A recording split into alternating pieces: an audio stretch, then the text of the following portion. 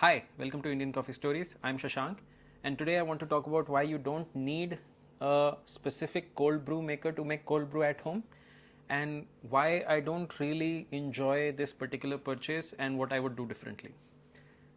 To find out more, please keep watching. So this is how I would actually brew cold brew at home. So yesterday, while making the Blue Tokai sampler pack review video, I found out that I hadn't actually finished the Vienna Roast. Now it's too old for me to make espresso or pour over out of, and since it's a Vienna Roast, I probably wouldn't use it for pour over anyway. I can use this for a cold brew.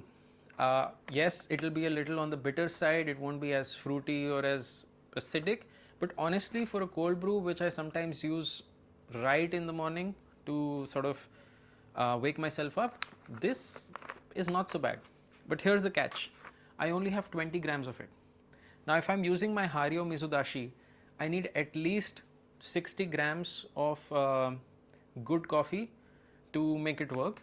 75 would be much better, but I don't have that much.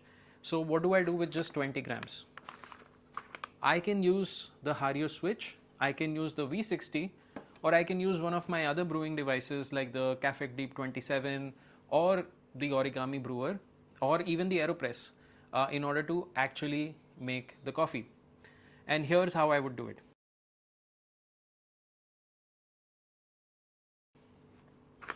I'll take the coffee, whether it's ground or whole beans.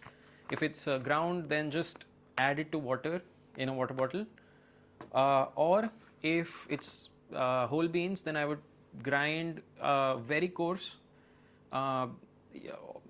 much coarser than usual. So on the Baratza Encore ESP where I would do it, I would probably do it at around 30, between 30 and 35. Since it is darker roasted, I would probably go to 35 because I don't want all of the bitter flavor to be in the particular coffee cup. And after doing that, I'll just add the powder inside the bottle and add water on top of it and then put the bottle in the fridge. That's it.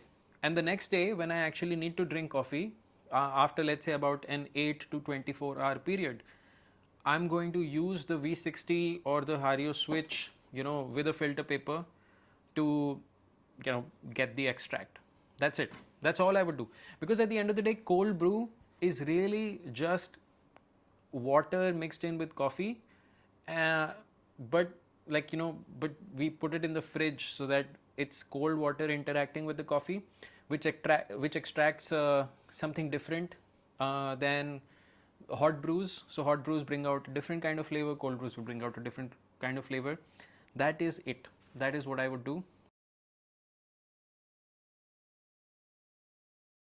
So to summarize, you don't actually need a specialty cold brew maker like the Hario Mizudashi.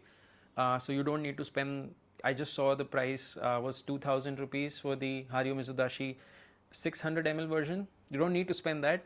Instead, just get good beans and use one of the brewers that you already have to filter the cold brew after you've left it in the fridge for about 8 to 24 hours. That's it.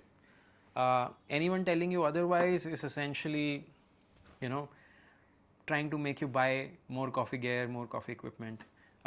Yes, of course, one consideration, the beans have to be ground coarse, but honestly, you can dilute the brew that you make, and it'll still taste quite good.